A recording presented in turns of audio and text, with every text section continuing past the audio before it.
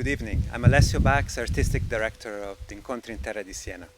It's been an incredibly challenging year for all of us, but we at Incontri are determined to keep the festival going and to find new and exciting ways to keep our audience engaged. We have gathered, as usual, some extraordinary musicians from all over the world here in Tuscany to play 2 live concerts at La Foce and to produce 3 webcasts of exclusive content, including music, of course, from here, from the festival, music from all over the world, from friends who couldn't be here to join us, and conversations about the creative process among giants of the world of music, literature, food, wine, filmmaking. In other words, our aim is to show you not the flavor of the Incontri, but the essence of it. Your support this year is more needed and vital than ever before. And it's in difficult times like this that we need the arts to thrive and our souls to be nourished. So thank you so much for your generosity and enjoy the program. Dear audience and dear friends of La Foce, I was meant for the 3rd time to be at Incontri in Terra di Siena this summer, but fate wanted it differently. But instead, we are able to play a little program from Norway to you. I will play with my friend Richter on guitar, a selection of pieces, starting with Grieg, which Peter has already started to play, and then you will see when we change to some of the pieces later.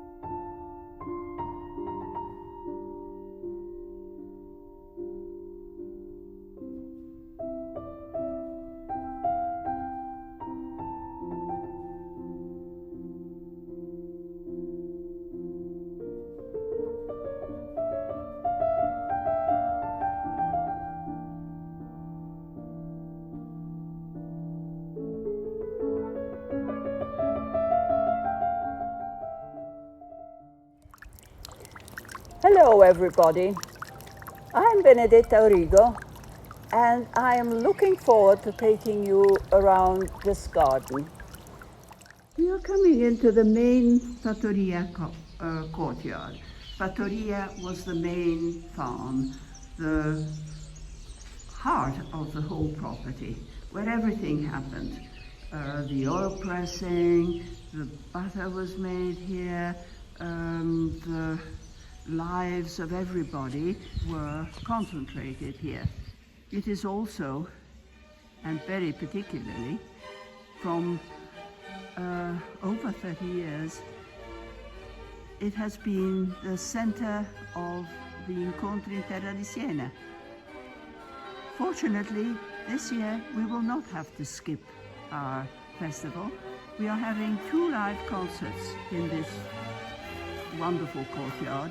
Fewer people, of course, but no fewer flowers and no less beautiful music.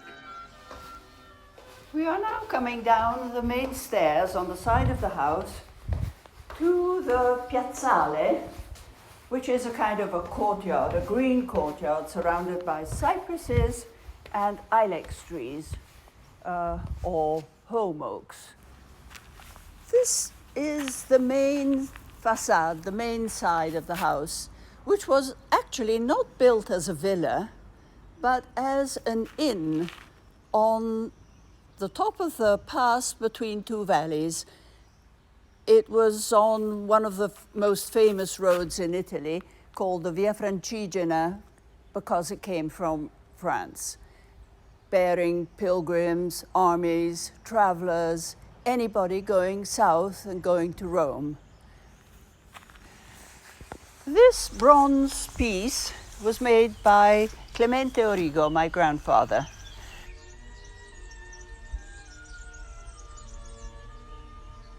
Near the sculpture, we are very close to the limonaia. Limonaia is the Italian word for the French orangerie. And as this is a very cold climate in winter, all our lemon pots will not survive and they are put inside the limonaia. This happens twice a year. They get brought out and put back in May and early November. There are so many of them in all of the garden. They are put on these plinths, my mother used to call them. I suppose it is the technical or architectural term. That were also designed by Cecil Pinsent, as everything else in the Foce was. Cecil Pinsent was a wonderful architect and he was a very close friend of the family. La Foce has also very often been described as a labor of love. My father and my mother had this wonderful ambition between them to bring life and progress to the Gardel Por. The people living in it, its agriculture, its life, education, and beauty, which already had, but it needed some man-made beauty, which was developed in this garden. What you are about to see is the last part of the garden to be built. It was built in 1939, so just before Italy joined the war, 1940, as, in a way, a gesture of hope that no war should be done and that the world would continue as it had done before. As you can see, this is a very important sculptural garden. In this particular spot, there is a fountain under the terrace where we were before.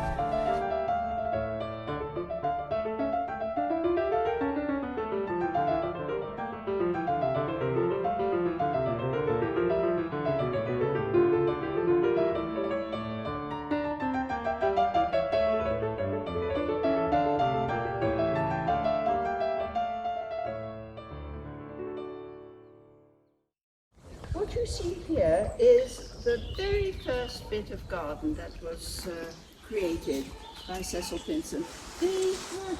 My parents had to wait a few years before even thinking about a garden. They had to restore the house, build a new wing, and above all, the money that they had left over from actually buying the property was spent in the restoration of the townhouses, the development of the fields, the new agriculture plans of my father's. That's what they bought this place for. There is a letter of my mother's to a friend, and she was looking out from the windows of the top floor, and as she writes, she says, in front of me there is a big expanse of mud with a hole in the middle that one day perhaps will become a fountain. Well, there it is, and a very beautiful one it is.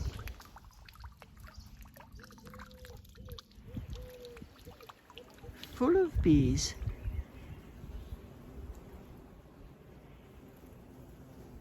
And such a heady smell. Wonderful.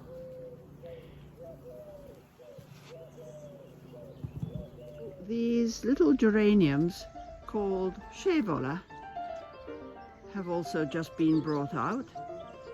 They're doing well too, flowering happily on the stairs that lead up to the upper garden. The cypress alley leads to the top of the garden, the very top, where there is a beautiful statue that comes from the Venetian gardens of the 17th century. And here is the statue.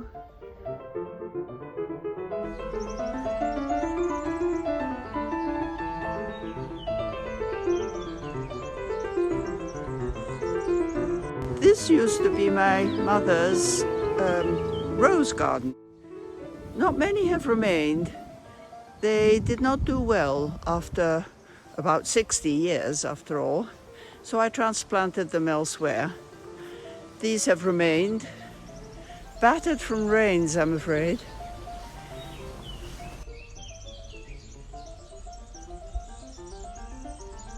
And these are doing better as a hedge, these pink ones.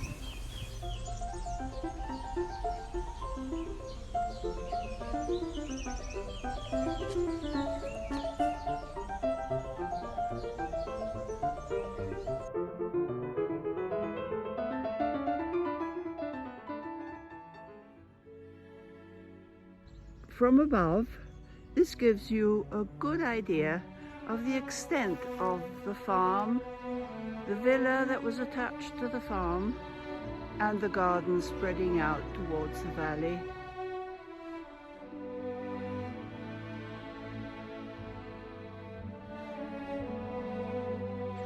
Such an incredibly beautiful spring day.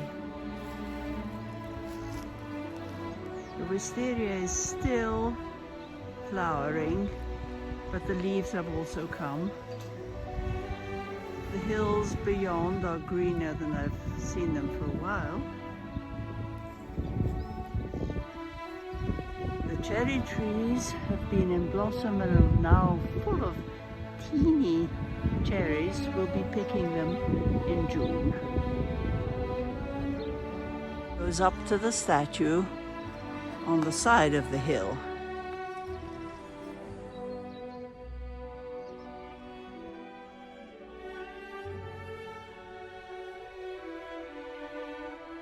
Thank you, dear friends, for joining us today, and I hope you enjoyed this short tour. Arrivederci, but do come and see us in person one day soon, and in the meantime, enjoy the concert program ahead.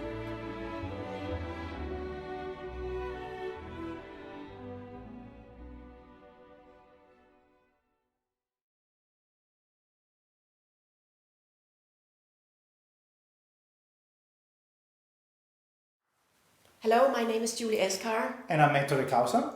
We spent the last couple of months in quarantine, like pretty much anyone else in the world. Since we are married, it was not that bad actually, and finally we had time to perform together or to play together. We were asked to perform a piece for this festival, and we thought that it would be wonderful to play this beautiful piece by Krzysztof Penderecki, the Polish composer, which recently passed away.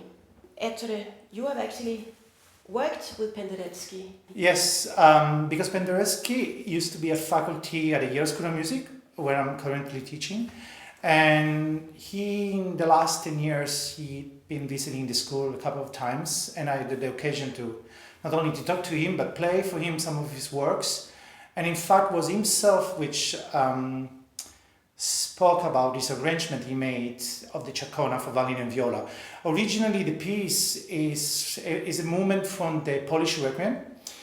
This movement was dedicated to the memory of the Polish Pope, Papa Giovanni II. And actually, this is kind of, it's very romantic actually. Yes, exactly. It's very different from his early works, which are very avant-garde, very tonal. Now this is way more, like you say, romantic and very accessible, and it's really beautiful. It's a beautiful piece. And very moving, and we hope you're going to enjoy it as much as we do playing.